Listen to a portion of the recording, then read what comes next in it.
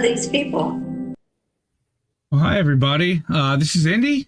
This is a really special episode of How Do We Miss That? And it's an INN investigative and special episode where we're going to have a fantastic interview with some people that are doing some incredible work.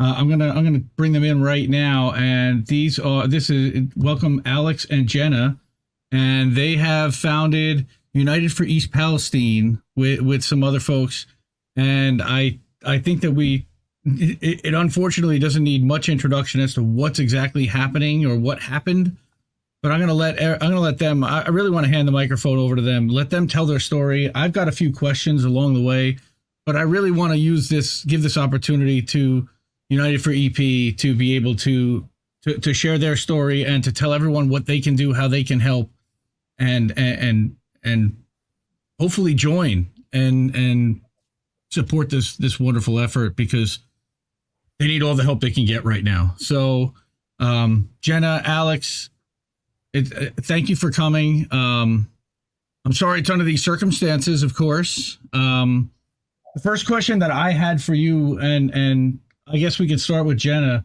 is so the train goes off the rails, it starts leaking or whatever. So how do you find out? When do they tell you? Do you see it on the news? How did that process work? Did the town let you know? What was that like? I actually don't. I would imagine it was social media. I don't have cable, so I don't watch the news. But I'd imagine I'd probably popped on to Facebook and saw a post that shared about a train that derailed in East Palestine. I live about 12 miles away from the derailment site, so not quite in ground zero, but not far enough away either. So I had seen it on the day that it happened. So like it had made all of the local news stations. I think they all were posting them.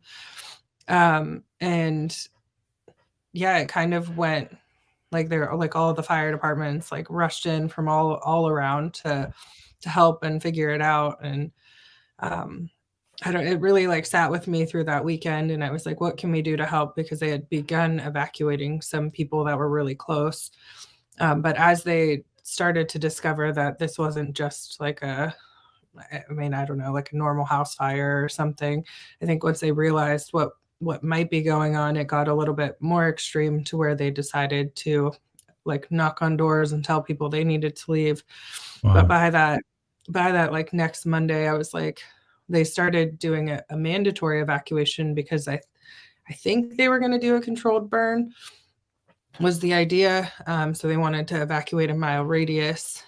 It was a few days later that they decided they'd wanted to do this, but I had known that people had like seconds to leave their house before, with all of this stuff happening. So wow. My goal, so I was like, I asked Emily, who's one of my really good friends, I was like, hey, I think I'm going to make like a Facebook group and really just try to help make sure like, if these people don't have clothes or toys for their kids or, different things as they had to just like up and leave everything really fast to stay safe, that we could come together as like a next door neighbor community and just really bring resources together and get people what they needed to be comfortable while they had to be away. So I think that was like February 5th or February 6th when the group had started. And then like this controlled burn started happening and it took a while for people to tell everybody like what actually was on the train. So I'll let Alex take it from there because he knows the fun details. My next question is when they're telling you that you need to evacuate, where are they taking you? Are they like telling you that you can go to XYZ places they already made deals with, or is it like a shelter or something that they've set up for residents, or how did that work? The people within the evacuation zone, the Red Cross swooped in for a couple of days. And they posted up like 1.1 mile away at the high school. Where people could come to evacuate, and they did that until the people were able to go back home. Other than that, I think you could potentially get reimbursed from the railroad company if you chose to like stay in a hotel. I think most people went to stay with like family or somewhere nearby if they could. But Yeah, the Red Cross was there for a few days. Once they decided to open the train tracks again, so a train can't run through an evacuated town. So they got the train up and running not too long after, brought everybody back home. The Red Cross had left, took some money from Norfolk Southern, and kind of just left people wondering what was happening. They didn't get a ton of information.